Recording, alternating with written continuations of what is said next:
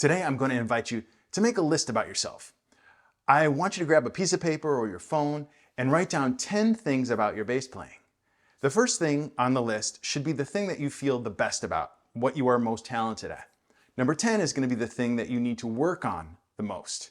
So I can wait for you while you go grab a piece of paper and a pen.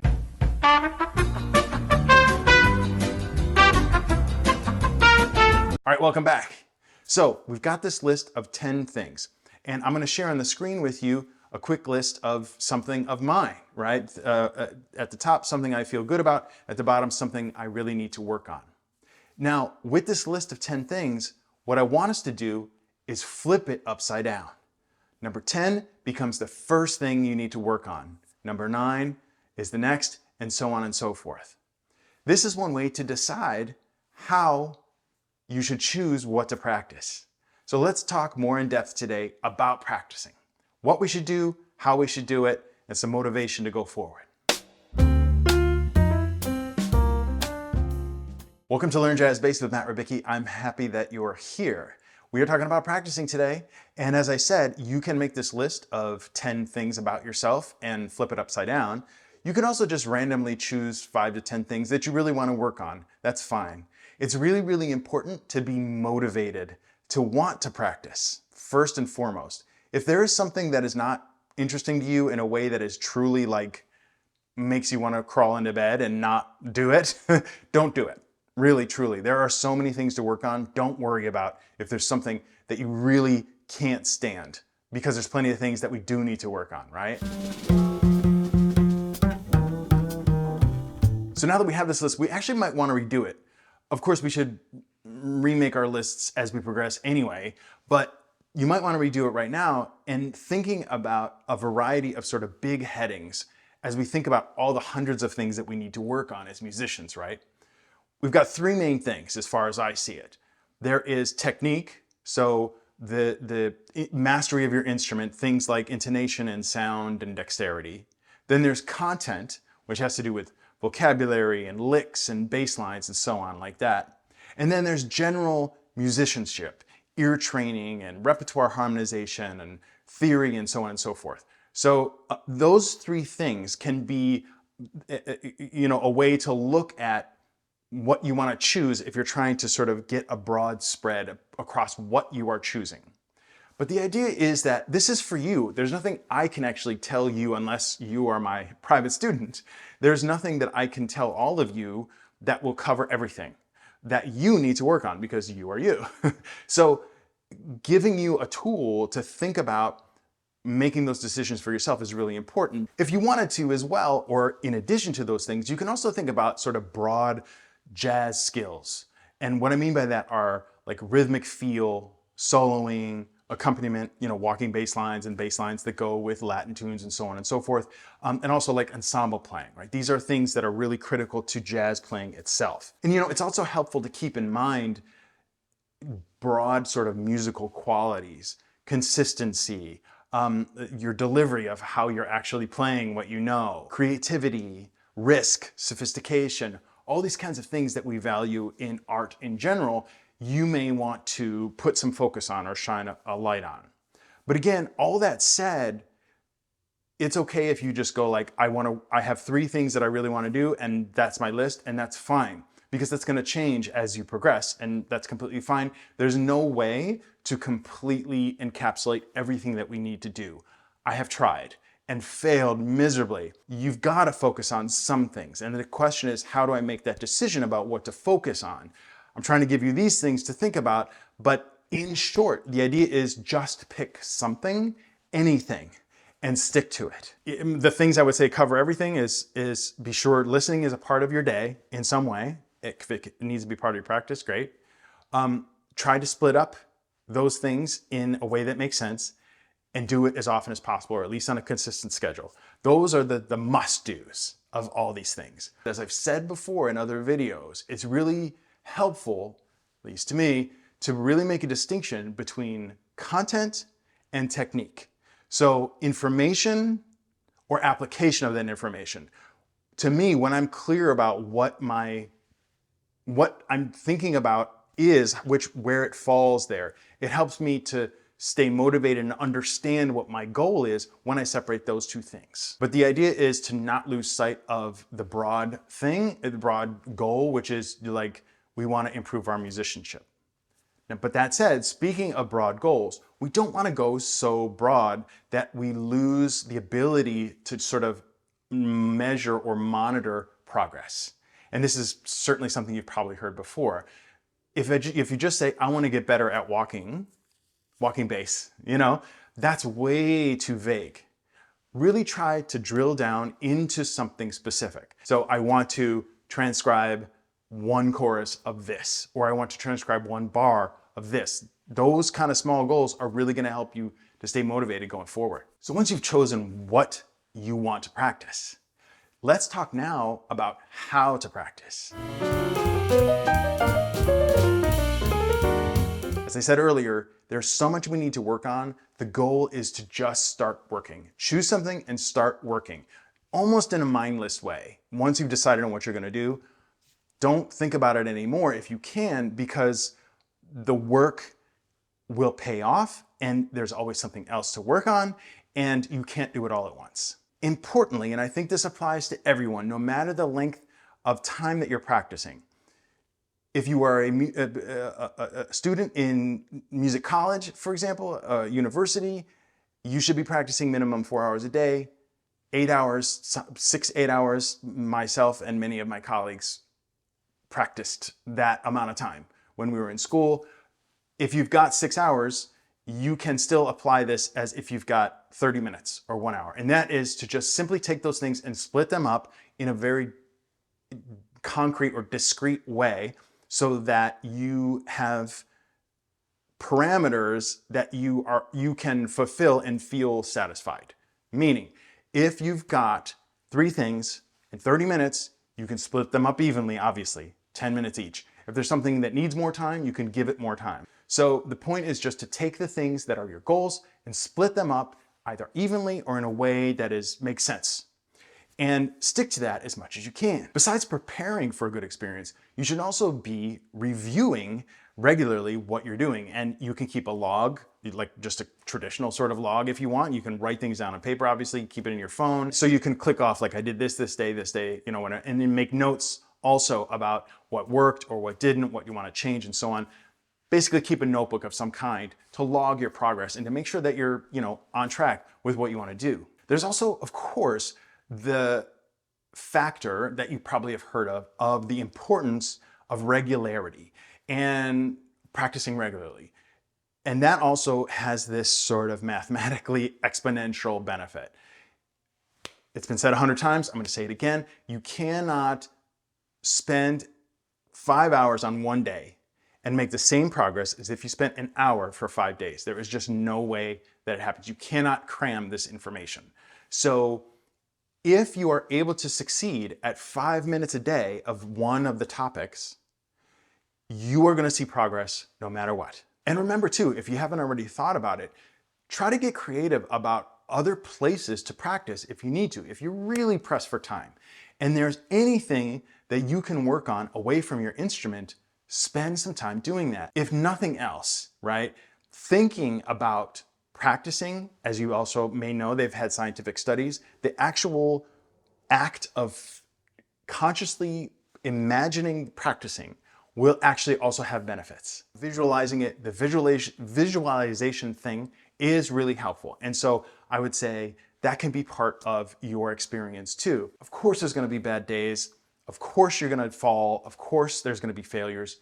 Keep going. Just get back up. Tomorrow's a new day. Try to be kind to yourself.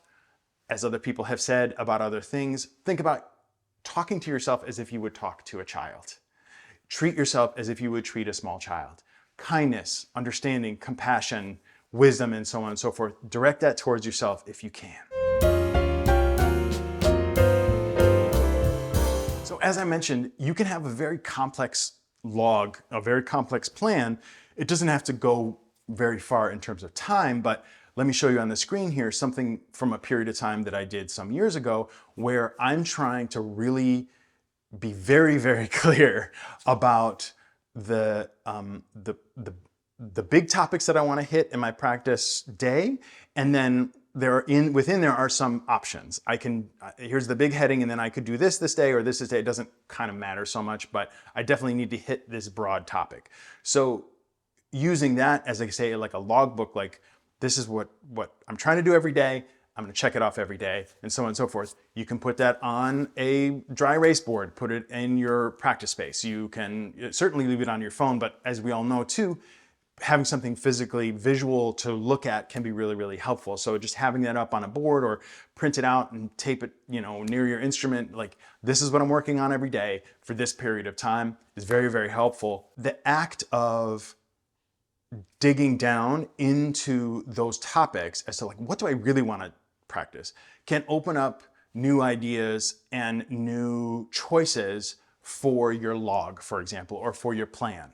And an example of that would be this period of time I had where I was making mind maps about practicing. I assume you know what that is. You sort of start with one general idea, and rather than a list, it's sort of just are these bubbles all around. Let me put up on screen a couple of the things that I was thinking about. Like when you think about scales, there's so many options. Rather than giving them one part of the aspect of a scale a priority, like how fast it is just an option, right? So here on these bubble maps, I'm representing the options having to do with scales. So something like this, if you're a visual person like I am, can be really, really helpful. If you're a visual person too, check out a couple of the things that my friend Oscar Perez, who I have mentioned before, had in his practice room some years ago. There's a cork board, and he has options written out on physical paper, cut out, and he's mixing and matching things that he is going to work on that day or that week or so on.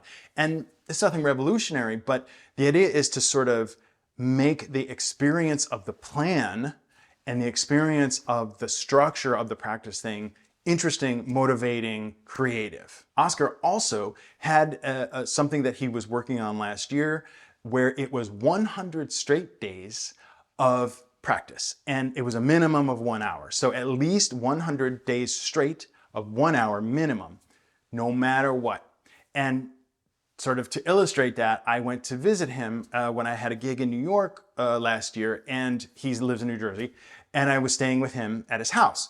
I had just arrived after a 10-hour drive, and I come in to say hi, come into his studio to say hi, and he says, "I'm sorry, wait a minute, I still have my hour to go." And he actually had me wait. And of course I respected that for the 15 minutes or so that he had to do until he was finished with his hour. So even though his friend had arrived and from out of state and, we're about to get the hang on and the whole thing, he was like, "Nope, just wait a second." He knew I would understand. And that dedication of a plan, no matter what, is so inspirational. There's also the idea of, as you probably have heard, and some people say it's debunked, but the 10,000 hours to mastery thing, right? And so I've had other friends who have split up how much time they would need to spend every day per year and how long it would take to get to those 10,000 hours. Now, these folks were already well on their way to mastering their craft. Like I'm talking about basically professionals who are still thinking about this, right? Like I want to get 10,000 more hours. Like they may have already done 10, but I want to get 10,000 more. What does it take? How much do you have to practice? Again, most of us, many of you watching, are not going to have 8 hours a day to spend practicing. That's fine. This is just a broad idea of, hey, can I think about a different way to structure the approach to learning and bettering myself so that I stay motivated and interesting and it means something to me. For example, for me, I had a period of time that I called the year of the cat. And the idea was that for a full year, I was gonna follow this broad plan. And one really important aspect of it that I have never heard anybody else do and was extremely helpful to me was a period of 4 days of working and 1 day off. What I mean by that is on whatever the 4 days were, I would work tirelessly. I would practice everything I needed to practice for as long as I needed to practice. I would do all work-related stuff like on a computer or any kind of sort of leading gigs work or anything like that. I would go out to jam sessions or concerts every one of those 4 days. Did not matter. That was part of the day of the job. But on the 5th day, I rested. And when I say I rested, I mean I rested. In fact, I tried to not even have to do housework that day. So you kind of get more work in, but I felt more rested because I got to that place of the resting day faster because it was only 4 days. There were little things like if I had a gig on the day I was supposed to have off, then that was only a partial day or that was another work day and I flipped the script around or whatever. But as much as I could, 4 days on, 1 day off, worked great. Try something like that if you can for yourself. So those were several ideas, that you can take for yourself if you want, or may inspire you to another thought process for how you schedule your work. To sort of the other extreme, like I've been talking about all these really complex plans. Vincent Gardner, who was a trombone player in the Jazz at Lincoln Center Big Band, he had a way, or still has a way, I'm not sure, for deciding what to practice. That was really very different than this, which is, you remember, those little notebooks that you sort of keep in your shirt pocket, that you flip over and so on and so forth. He had a drawer full of these where he had just carried one around with him all the time. He always carries one with him, writes down something he wants to work on one page, flips it over, next thought, write that down on that page. Throw them all in a drawer, random. Practice time comes, open that drawer, pull out a random notebook, open to a random page, that's what you practice. So that is like the exact opposite of kind of what I've been talking about so far, right? But that worked for him. I mean, he is unbelievably great. So if that's something that appeals to you, do that. So in closing, I just wanted to sort of encourage you directly, as if we were speaking one-to-one. You have the ability to do this. You've heard this a lot of times, especially in Western culture, tropes about weight loss, for example. You can find 30 minutes in your day. We can all find an extra 30 minutes in our day if it's important to us. You have to make it a priority. It's as simple as that. I'm sorry to say there's no clearer or simpler answer. It's got to be a priority. You've got to find that time to do it, and you've got to dedicate yourself to it, and you can. There is no reason for most of us that we can't actually progress on our musical path. Listen, you've already got the instrument, right? Which is in and of itself is a huge commitment.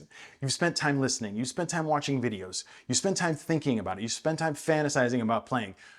Spend that time practicing. There's really no reason for most of us that we can't actually do it. Sometimes, yes, there are actual real obstacles. That's part of life. I get it. But for most of us, it tends to be just that it's not a priority, as I said. So it's got to be a priority, and it's something that you very much can do. Give yourself that permission to say, okay, I'm on the process. I'm learning. It's a learning experience. A lot of it has to do with checking out and checking our ego, right? Checking our ego at the door and trying to really focus on getting better. To that end, remember too that the best practice should sound bad. The best practice that you do, your practice, should sound bad because you should be practicing things that you're not good at. We all tend to waste time when we're practicing on things that we already know how to do. I'm guilty of it. You're guilty of it.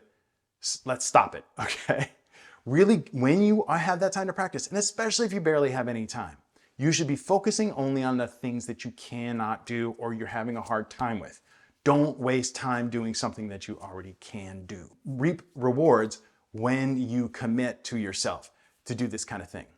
I'm going to be here to be your cheerleader along the way.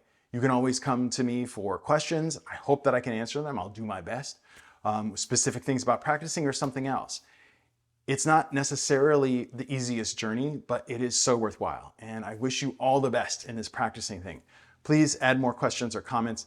This question about practicing was from someone on Instagram. I'm not sure if I caught their name. I can't find it.